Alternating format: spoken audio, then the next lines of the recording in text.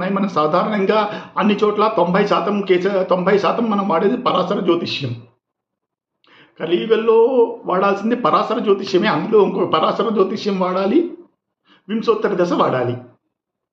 కలియుగానికి చాలా అద్భుతమైన రిజల్ట్స్ ఇచ్చే జ్యోతిష్యం పరాశర జ్యోతిష శాస్త్రం, వింశోత్తర దశ. దాన్ని మించింది లేదు. అందులో ఇంకొక రెండో మాట కూడా లేదు. అయితే పరాశర జ్యోతిష్యంతో పాటు మనకి ఇంకొక రకరకాల పద్ధతులు ఉన్నాయి. అలాంటిదే ఒక జైమిని పద్ధతి అని ఒకటి ఉంది. దాని మీద కూడా కొన్ని క్లాసెస్ చేశాను. సమయాభావం వల్ల దాన్ని నేను చేయలేకపోతున్నాను.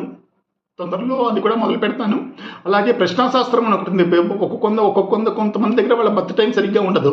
అలాంటి వాళ్ళకి వాళ్ళు ప్రశ్న అడిగిన టైంకి గ్రహాల ఫలితం, గ్రహాల స్థితిగతులు ఎలా ఉన్నాయి దాన్ని బట్టి చెప్పే ఒక శాస్త్రం. ఇలాంటిదే నాకు ప్రత్యేకమైన ఆసక్తి ఉంది.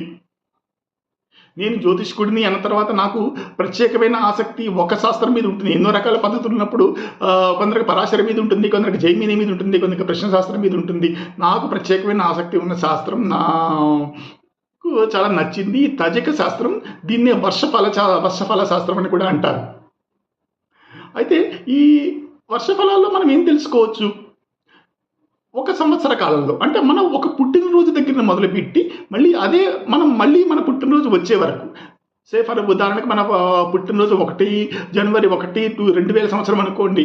జనవరి 1, 2000 సంవత్సరం నుంచి 31 డిసెంబర్ 2000 దాకా మన జీవితంలో ఏం జరగచ్చు? 31 జనవరి 2000 నాడు పుట్టినవాడికి వాటికి 25 ఏళ్ళు ఉంటాయి. సో వాళ్ళ బేసిక్ ఆసక్తి దేని గురించి వస్తారు? వాళ్ళు వేస్తే ఫారెన్ ఛాన్స్ గురించి వస్తారు, పెళ్లి గురించి వస్తారు, లేకపోతే వాళ్ళ జాబ్ గురించి వస్తారు. వాళ్ళకి ఇప్పుడు మన జాతకాలు చూసి వాళ్ళ ఫలితాలు చెప్పచ్చు మనం వాళ్ళకి. అంటే ఒక సంఘటన, ఈ సంవత్సరంలో వాళ్ళు ఫారెన్ వెళ్ళే యోగం ఉందా? ఈ సంవత్సరంలో వెళ్తారా? అంటే ఈ సంవత్సరంలో వాళ్ళకి పెళ్ళి అవుతుందా? ఈ సంవత్సరంలో వాళ్ళకి మంచి జాబ్ వస్తుందా లేదా? ఐఏఎస్ ఎగ్జామ్ పాస్ అవుతారా లేదా? ఇలాగా ఒక్క సంఘటన ఈ ఒక్క సంవత్సరం 365 రోజులు, లేకపోతే 365 రోజుల మధ్యలో వాళ్ళ జీవితంలో ఎలాంటి సంఘటనలు జరగబోతున్నాయి అనేది తెలుసుకోవడానికి మనకి ఈ తాజిక శాస్త్రం ఉపయోగపడుతుంది. ఈ తాజిక శాస్త్రాన్ని వర్షఫల అని కూడా అంటారు. పరాశర జ్యోతిష్యంలో ఉన్నట్టే ఇందులో కూడా యోగాలు ఉన్నాయి, ఇందులో కూడా దశా సిస్టమ్స్ ఉన్నాయి.